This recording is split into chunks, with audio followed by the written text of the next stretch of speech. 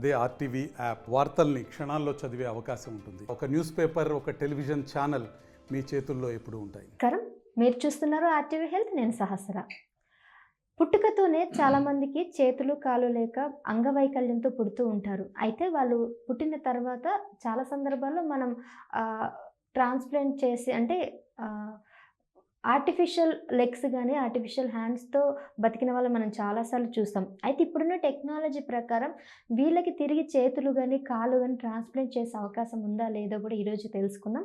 మరి ఈ విషయాలతో పాటు లాస్ట్ ఒక 10 సంవత్సరాల క్రితం ఆల్రెడీ చెయ్యి కానీ కాళ్ళు కానీ పోగొట్టుకున్న వాళ్ళు ఇప్పుడున్న టెక్నాలజీతో మళ్ళీ మాకు తిరిగి కావాలని కోరుకునే వాళ్ళు కూడా చాలామంది ఉంటారు కదా.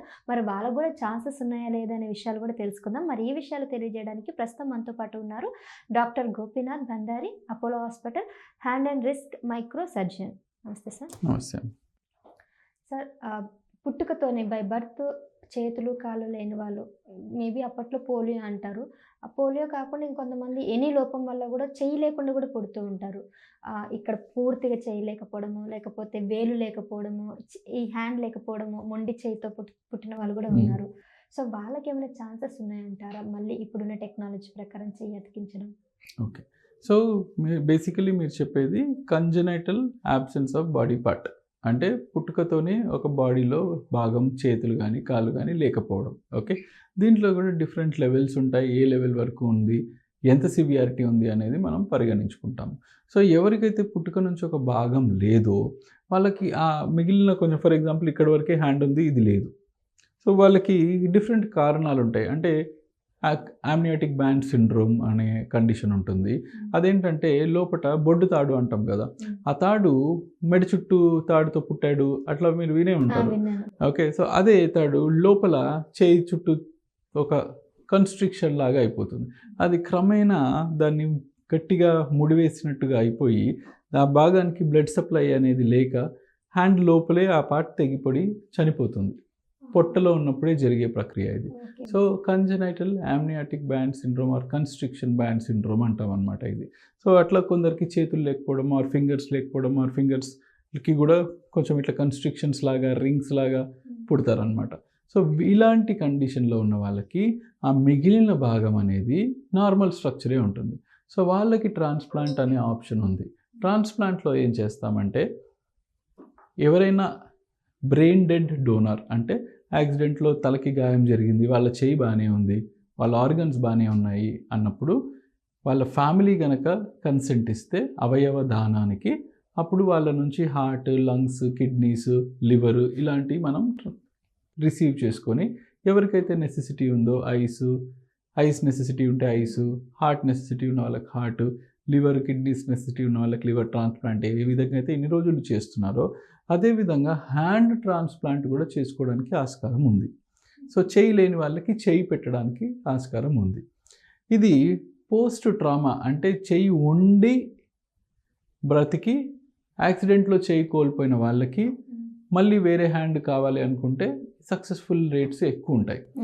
కంజనైటల్గా చేతులు లేని వాళ్ళకి సక్సెస్ రేట్స్ కొంచెం తక్కువే ఉంటాయి. ఎందుకంటే వాళ్ళకి ఆ భాగం పుట్టుకతోనే అండర్ డెవలప్డ్గా ఉంటుంది. వాటికి మజిల్స్ కానీ నర్వ్స్ కానీ అవన్నీ కూడా హైపోప్లాస్టిక్గా ఉంటాయి. అంటే సరిగ్గా వాళ్ళకి ఆ ఉన్న భాగంలో కూడా గ్రోత్ ఎక్కువగా ఉండదు. సో మనం చేయి పెట్టినా కూడా ఫంక్షన్ పెద్దగా ఎక్స్పెక్ట్ చేయలేము. సో అందుకే మేము పేషెంట్ సెలెక్షన్ అనేది ఇంపార్టెంట్. ఎవరికైతే లోపల మిగిలిన భాగం ఏదైతే ఉందో దాంట్లో కండిషన్స్ అన్నీ బాగానే ఉన్నాయి అని అనుకుంటే అలాంటి వాళ్ళకి మాత్రమే ట్రాన్స్ప్లాంట్ సజెస్ట్ చేస్తాము.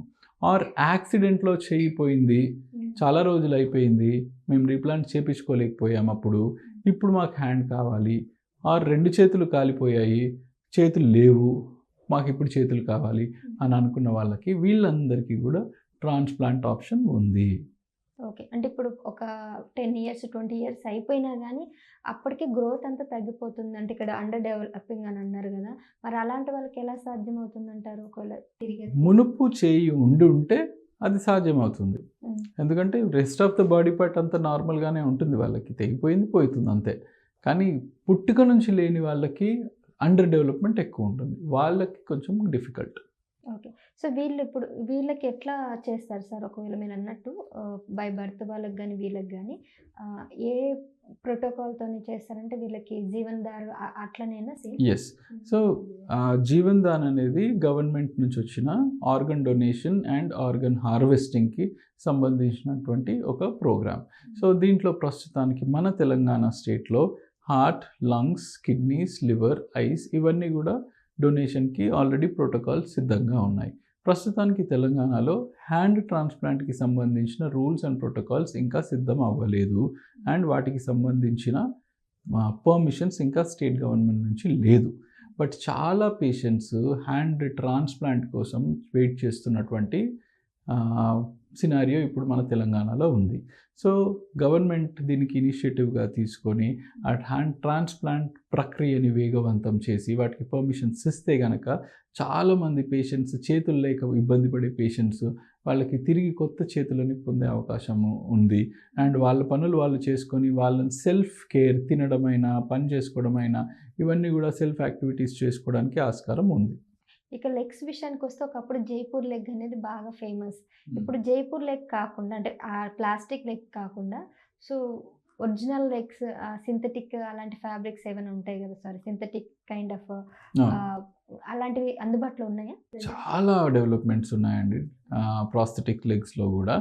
పూర్వకాలంలో మనకి తెలిసిందే ఆ జైపూర్ లెగ్ అనేది ఇది వుడ్తో తయారు చేసేవాళ్ళు, చాలా హెవీగా ఉండేది. బట్ స్టిల్ ఏమీ లేని వాడికి సంథింగ్ ఈజ్ బెటర్ అన్నట్టుగా ఆ కాల్తోని even we've seen prominent figures like Sudha Chandran గారు డాన్సింగ్ కూడా చేసేవాళ్ళు. కానీ ఇప్పుడు చాలా లైట్ వెయిట్లో చాలా నార్మల్ లుకింగ్ అపియరెన్స్తోని సిలికాన్ యూస్ చేసి వాక్యూమ్ సక్షన్ యూస్ చేసి ఇలాంటి లేటెస్ట్ టెక్నాలజీతో ఉన్నటువంటి ప్రాసెసెస్ అవైలబుల్గా ఉన్నాయి.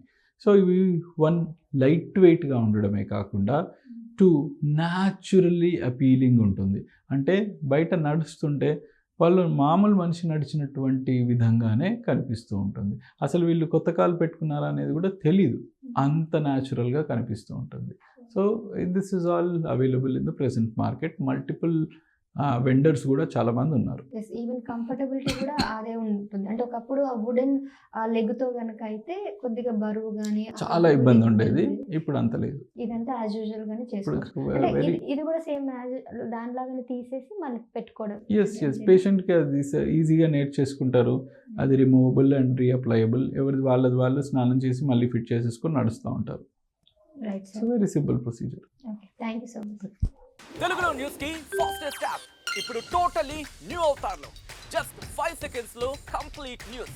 సోషల్ మీడియాలో ట్రెండ్స్ కి వన్ స్టాప్ సొల్యూషన్.